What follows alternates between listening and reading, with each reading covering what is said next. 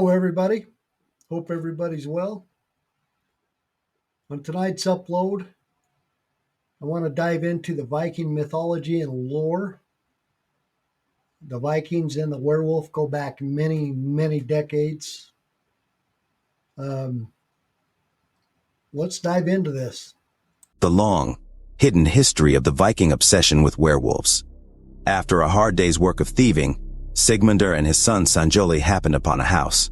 It looked empty, so they slipped inside to find two wealthy men fast asleep. Hanging above them were two luxurious wolfskins. The father and son helped themselves. They were thieves after all. But when they put the pelts on, they started to walk on all fours and grow long, fang-like teeth. They howled at the night sky and bared their teeth. Out in the forest, they confronted several bands of men and left none standing, more than 13 victims between them. With no one left to stalk, Sigmundur attacked Sanjoli, digging his long teeth into his son's neck. When he realized what he'd done, he used a magical herb to restore Sanjoli's health. 11 days after their transformation, father and son finally returned to their human form and burned the nefarious pelts. The story of Sigmundur and Sanjoli is one of the Viking world's oldest and most popular tales, passed down orally for centuries before being written down in the Volsunga saga around 1270. It turns out the Vikings were a bit obsessed with wolves and the people who became them. There are upwards of 50 different werewolf stories Vikings would tell around roaring fires to help pass long dark Scandinavian winters. Wolves, such as the world-ending Fenrir, are woven into their mythology. Viking warrior bands would growl and howl and bite in battle, and sometimes even attack their compatriots in their frenzy. It's something victims of Viking raids also saw in the Norsemen, who descended on them from the seas. They referred to them as sea wolves and werewolves in medieval histories. Even after the raids stopped, popular stories linked Viking descendants to werewolves, if slightly nicer ones. The Viking obsession with wolves extends to the artifacts they left behind, such as the elaborately carved animal head posts found in the Osberg burial, part of the recently announced new museum of the Viking Age in Oslo. Viking werewolf stories, like Sigmundur and Sanjoli's, reflect the complexity of the wolf as a symbol in Viking society. Vikings both admired wolf strength and, as a largely agricultural society, feared it. Wolves prowl on the edges. They're destroyers, kind of night creatures, and they are strongest in some ways where we are weakest, says historian Lars Brownworth, author of The Sea Wolves, A History of the Vikings. And yet, Vikings, especially particular tribes, embrace the connection to wolves, says Dutch historical anthropologist Willem de Belcourt. In one sense, wolves exist outside of society, says Brownworth, noting that the word for exile in Old Norse, vargar, is the same word used for wolf. Being exiled in Viking society meant living like a wolf in the forest, an enemy to mankind. As Stefan Brink writes in The Viking World, being exiled was the worst punishment for Vikings. In a society in which family and social ties were everything, it was akin to a social death, and could often lead to literal death, too, since exiles could be killed with impunity. In his Danish history, late 12th century historian Saxo Grammaticus wrote about another wolf-related punishment. Any Viking who kills a close family member would be strung up by the heels next to a live wolf. He is having acted as a wolf which will slay its fellows. And yet wolves, and packs specifically, are also symbolic of powerful social order. Viking society functioned very much like a wolf society, with these alpha males who would occasionally work together, says Brownworth. The sagas are full of blood feuds and quarrels between various Viking chieftains, but occasionally those chieftains could work together, consolidate power, and, eventually, create the framework for modern Scandinavian nations. The duality of the wolf is also embedded in Norse mythology. The gods bound the anthropomorphic wolf Fenrir, son of the trickster god Loki and the giantess Angerboda, in magical chains, knowing that on Ragnarok, the Viking doomsday, the fetters will burst, and the wolf run free, as the 10th century poetic Vlusp prophesizes. On Ragnarok, Fenrir will devour the sun and kill Odin, king of the gods, and yet wolves, along with ravens, are dedicated to Odin. In the poem Grandnismal, two wolves, Jerry and Freki, are said to accompany the trickster god everywhere he goes. Freki and Fenrir are even sometimes used interchangeably in Old Norse texts. In his book Norse Mythology, A Guide to Gods, Heroes, Rituals, and Beliefs, folklorist John Lindo notes the irony of Odin feeding one Freki and becoming food for another Freki. The Odin-worshipping warrior bands known as Elfnar would, according to Viking sagas, bite their shields, make blood-curdling howls, fight with their fingernails, and seem to experience no pain in battle. Instead of traditional armor, Elfnar are said to have worn wolf skins. There might have been some sort of shamanistic or magical ritual that Elfnar would undergo before battle to connect spiritually with the spirit of the wild animal, says Old Norse literature expert Alir Guðmundsdóttir from the University of Iceland. For young Viking warriors, this might have been a necessary delusion. It's much easier to go into war imagining yourself to be a wild animal, she says, than the teenager that you are. Like their wolf counterparts, the Elfnar were both feared and respected. Brownworth references Harald Hardrada's saga, in which the fearsome warriors start attacking his own men because they're completely senseless. And yet the battle-frenzied Elfnar are also considered elite warriors. Norway's first king, Harald I Fairhair, kept a band of them as his bodyguard. The 8th century poet Hornklo's wolfcoats, they call them that, in battle bellow into bloody shields. They wear wolves' hides when they come into the fight, and clash their weapons together. After all, the Elfnar were followers of Odin, the god both of madness and wisdom, says Brownworth, and, like Odin, they are complex, even contradictory figures. The Viking werewolf stories recorded in the sagas are, in many ways, a literary legacy of the Elfnar. All the earliest werewolf stories are connected to war, says Guðmundsdóttir. In the case of Sigmundur and Sinfætli, Sigmundur takes his son into the woods, since to become a fully trained warrior Sinfætli must come to know his animal nature, the wild animal within him, writes Guðmundsdóttir in an article entitled The Werewolf in Medieval Icelandic Literature.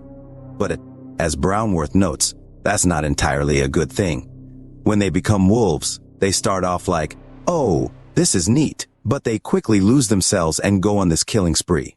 Even after Sigmundur and Sinfætli return to their human bodies, their family's association with wolves continues. Sinfætli is called Ylfingur, a wolfling. Sigurd, another son of Sigmundur, when asked his name, says, I am called the noble beast, a reference to a wolf, writes of 46 Icelandic sagas. 14 of them have werewolves prowling about, and there are even more stalking the Norwegian sagas. For the Europeans on the receiving end of Viking raids, equating their attackers with wolves and werewolves didn't come with the same complexity. The metaphor only served to paint the Vikings as terrible, almost inhuman warriors. In the 11th century, Norman monk William of Jumièges compared Vikings to agile wolves set out to rip apart the Lord's sheep. In an anonymous Old English poem, recounting the 991 Battle of Maldon, the Vikings were described as the wolves of slaughter. When recounting the raid at Lindisfarne, the English chronicler Simeon of Durham writes that the Vikings, like fearful wolves, robbed, tore and slaughtered not only beasts of burden, sheep, and oxen, but even priests and deacons, and companies of monks and nuns. Wolves were brutal. Vikings were brutal. For Europeans, the metaphor didn't carry much meaning beyond that, at least for several centuries. Many uses 1066, the year of William the Conqueror's conquest of England, as the end of the Viking Age. But that history forgets that William was Duke of Normandy and a descendant of the Vikings that settled there. The Vikings had this incredible adaptability, says Brownworth. It's the Vikings and their descendants that built the two greatest medieval states in Europe, England and Sicily. Not everyone was quick to forget William's ancestry, though. In the 12th century, the French poet Marie de France wrote Bisclaveret, the Werewolf. The story was widely circulated, and versions of it made it all the way to Iceland. The story follows a baron who transforms into a wolf 3 days of every week and is only able to return to his human form when he puts his clothes back on. But when his wife steals his clothes, he becomes fixed in his wolf form until the king, learning the truth, returns the baron's clothes and reinstates his lands and title. Marie de France wrote the story a century after William's conquest, likely for the court he established there. Beelcourt theorizes the story was a way for Marie de France to point to the Normans and say, I know you're still wolves. I know you're still the descendants of Vikings. Gumans de Tyr says Bisklavret, along with other, later werewolf stories, all contain found in courtly, chivalric tales across Europe. These later werewolves are sympathetic, unlike the frenzied, martial wolves of earlier sagas. As the Vikings integrate more and more into Christian European society, so too does their werewolf, shape-shifting from a beast of war to a feudal baron. It's difficult today to fully understand the complexity of the Viking werewolf. The few wolf artifacts we do have often offer more questions than answers. Some scholars guess that one of the elaborately carved animal heads in Oslo's new museum of the Viking Age might be one of Odin's wolves. But maybe not. Runestones such as the 11th century Ledberg stone definitely have wolves prowling about. But what exactly those wolves are doing isn't clear. Are they devouring Odin? Do they commemorate a warrior killed in battle? But what the artifacts, sagas, and histories do tell us is the importance of the wolf and werewolf as a symbol for the Vikings. I don't know of any other society that had that same view of wolves, says Brownworth, where the wolf played such a large role and also kind of an ambiguous role. The werewolf in Norway. Think Norway's giant mountains and sprawling fjords will protect you from the werewolf. Think again. Picture the scene. You're on holiday in Norway, breathing in the fresh mountain air and wholeheartedly embracing the national principle of friluftsliv, the outdoors lifestyle. Maybe you're hiking to Trolltunga or following the Old King's Road, surrounded by fantastic scenery and feeling more rejuvenated with every step. Or maybe you're camping in Lofoten or Jotunheimen National Park, sitting around a bonfire under the stars. Maybe the northern lights are even dancing over your head. It's perfect. Until it isn't. An abrupt noise breaks through your peace of mind. An unnatural, pointed rustle of trees from the nearby forest or a heavy, purposeful thump. You jump and whirl around. Seeing nothing, you turn back, laughing at yourself a little. It's the wilderness. Of course there are going to be strange noises. Though, now you think of it, there's no noise at all anymore. All the sounds of nature have disappeared and only the suffocating silence remains, making even the soft crackle of your bonfire or the muffled thud of your footsteps uncomfortably loud in comparison. The noise comes again, closer this time, and when you turn, you catch sight of something darting out of the shadows and across the landscape towards you. Something big, something fat. Almost instinctively, you race to a massive boulder close by and clamber up on top of it, only just managing to pull your foot safely out of reach before it reaches you. A massive wolf jumps up at the boulder, its jaws snapping wildly, blood on its mind and death on its breath. This is no ordinary wolf. This is a hammelper, a varulv, a werewolf.